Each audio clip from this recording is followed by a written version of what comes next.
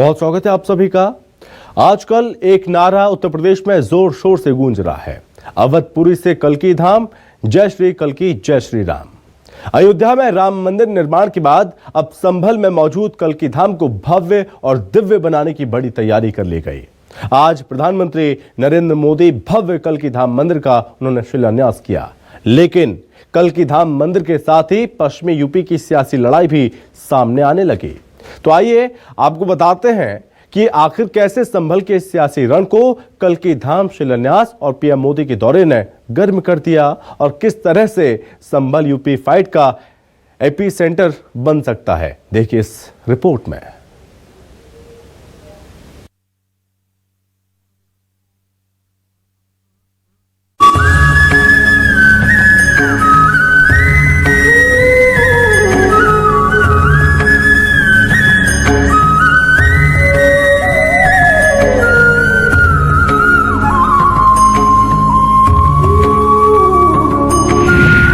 कल्की मंदिर का शिलान्यास 2024 के लिए होगा खास।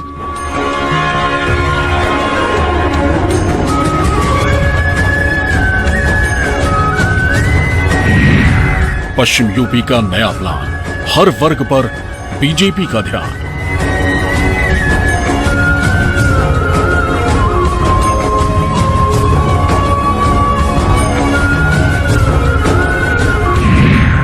तेईस सीटों का बड़ा सवाल, 24 में कौन करेगा कमाल।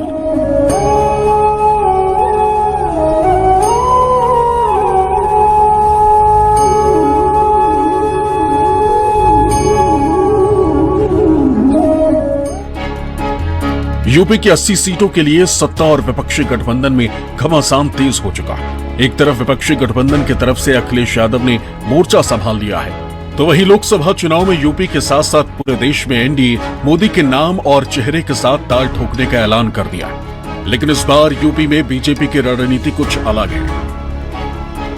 2019 के लोकसभा चुनाव में यूपी में रिकॉर्ड 62 सीटें जीतने वाली भारतीय जनता पार्टी लोकसभा चुनाव 2024 के लिए उत्तर प्रदेश के हर धर्म, हर वर्ग, हर जाति के लोगों तक पहुंचने की तैयारी कर रही है।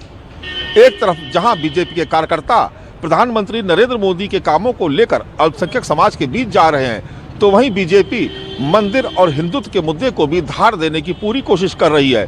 और अब कल्की मंदिर के शिलान्यास समारोह के जरिए प्रधानमंत्री पश्चिमी उत्तर प्रदेश को साधने की कोशिश कर रहे हैं। अवधपुरी से कल्की धाम, जय श्री कल्की जय श्री राम। उत्तर प्रदेश के संभल जिले में इस समय यही जयकारे गूंज रहे हैं। दरअसल यहाँ भगवान विष्णु के 10वें अवतार भगवान कल्की का मंदिर बनने जा रहा है। प्रभु राम और प्रभु कृष्ण की भूमि से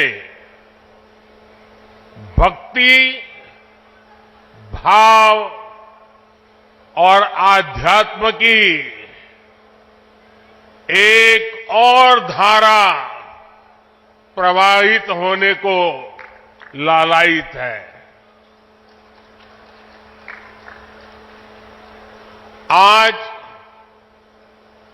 पूज्य संतों की साधना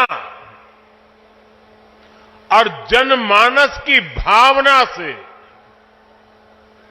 एक और पवित्र धाम की नींव रखी जा रही है। और सबसे अहम बात यह है कि उस मंदिर के पीठाधीश्वर हाल ही में कांग्रेस से निष्कासित हुए आचार्य प्रमोद कृष्णम हैं। आचार्य प्रमोद कृष्णम ने कुछ दिन पहले कल्की धाम के शिलान्यास के लिए पीएम मोदी को निमंत्रण दिया था। कार्यक्रम के मुताबिक प्रधानमंत्री श्री नरेंद्र मोदी जी का इस कल्की धाम की पावन धरा पे मुझे स्वागत करने के लिए कहा गया है।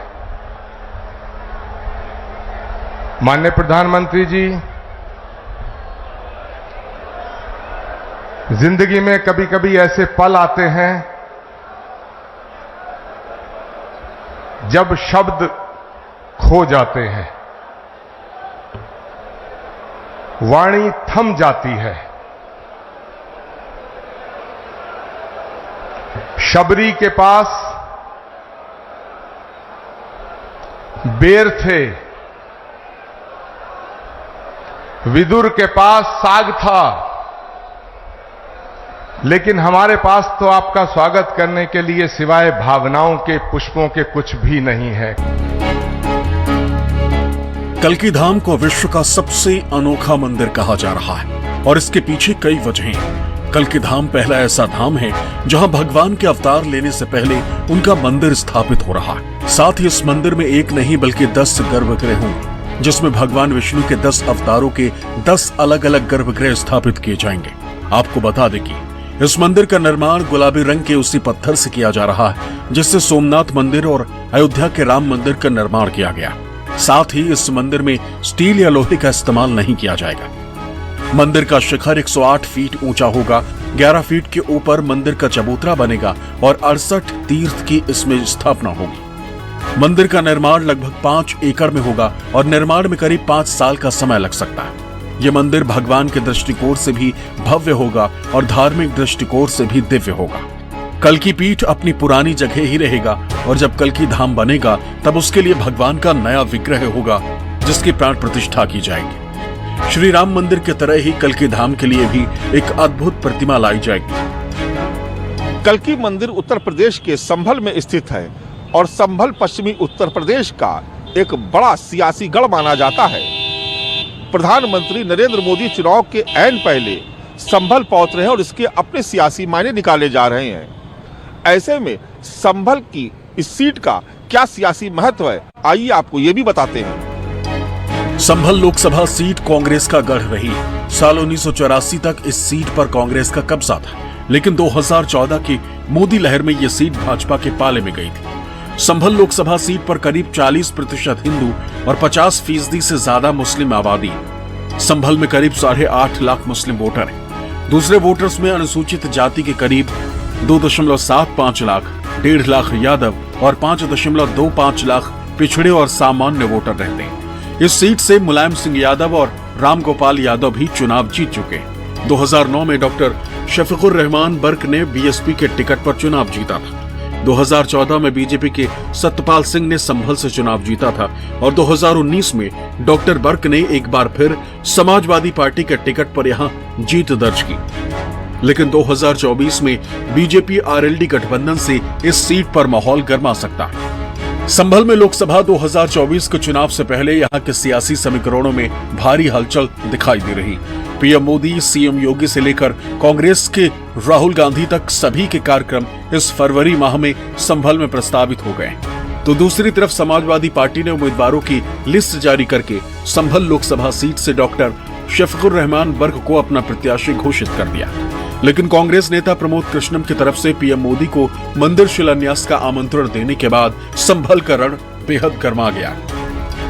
लोकसभा चुनाव में अब ज्यादा वक्त नहीं बचा है। एक तरफ जहां सियासी गठबंधन के नए नए प्रयोग किए जा रहे हैं, तो वहीं भारतीय जनता पार्टी सभी वर्गों में अपनी पैठ बनाने के लिए खास रणनीति पर काम कर रही है। और इस बार तो बीजेपी का पूरा फोकस पश्चिमी उत्तर प्रदेश पर है, जिसको लेकर के खास रणनीति पर काम भी किया जा रहा है।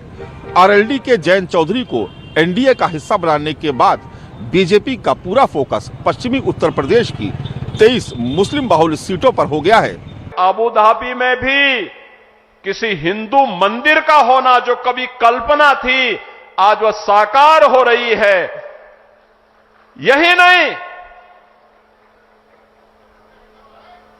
भारत के अंदर जो पहले असंभव था, आज वो संभव हुआ है। जो पहले नामुमकिन था, आज मुमकिन हुआ है। और वह इसलिए हुआ है क्योंकि आपके पास एक यशस्वी नेतृत्व है। अल्पसंख्यक समुदाय को लुभाने के लिए भारतीय जनता पार्टी अल्पसंख्यक मोर्चा पश्चिमी यूपी के करीब 4100 गांवों में कौमी चौपाल आयोजित करके उनसे संवाद की शुरुआत की और इस चौपाल को नाम दिया गया है कौम की बात कौम के साथ। कौम की बात कौम के साथ चौपाल की शुरुआत 10 फरवरी से की गई। पश्चिमी यूपी के 23 मुस्लिम बहुल सीटों पर इस चौपाल का आयोजन हो रहा है। चौपाल के जरिए मोदी और योगी की डबल इंजन सरकार के कामों को लोगों तक पहुंचाया जाएगा। जानकारी के मुताबिक हर चौपाल में करीब 200 से 250 अल्पसंख्यकों को इकट्ठा किया जाएगा। चौपाल को मदरसों और प्रतिष्ठित लोगों के घरों में आयोजित किया जा रहा है। हर जनपद में एक एक प्रभारी होगा जो कम से कम 10 दिन लोकसभा क्षेत्र में रहेगा और ग्रामीण मुसलमानों से संवाद करेगा।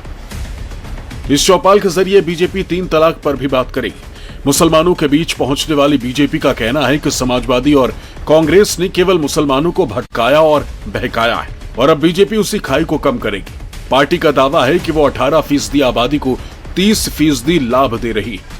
कौमी चौपाल, कौम की बात कौम के साथ भाजपा अल्पसंख्यक मोर्चे के द्वारा गांव चलो अभियान में हम 4100 गांव तक जाएंगे और भारतीय जनता पार्टी की सरकारों के द्वारा जो अल्पसंख्यकों के कल्याण के लिए, उत्थान के लिए, गरीब के कल्याण के लिए काम हुए हैं, महिलाओं के सम्मान में काम हुए हैं, तमाम मुद्दों पर बातचीत करेंगे और ये डायलॉग जो है दोनों तरफ से होगा। जिन मुस्लिम बाहुल्य सीटों पर कौमी चौपाल का आयोजन हो रहा है उनमें प्रमुख रूप से सहारनपुर, अलीगढ़, मुजफ्फरनगर, मेरठ, कैराना, बुलंदशहर, बागपत, अमरोहा, बिजनौर, रामपुर, बरेली और आगरा शामिल है। कौम की बात कौम के साथ चौपाल के अलावा बीजेपी शुक्रिया मोदी भाईजान कार्यक्रम भी चला रही है, जिसमें पार्टी का मुस्लिम महिलाओं पर ज्यादा फोकस है और मुस्लिम महिला वोटर्स के जरिए यूपी के एक बड़े और छिटके वोट बैंक को साधने की कोशिश कर रही है। जानकार मानते हैं कि खुद पसमानदा मुसलमानों को लेकर जो प्रयोग बीजेपी ने किया था उसका लाभ पार्टी को मिला था और अब जिस तरह चौपालों में केंद्र और प्रदेश की योजनाओं के लाभ का प्रचार करने की तैयारी हुई है, उसका लाभ बीजेपी को मिल सकता है।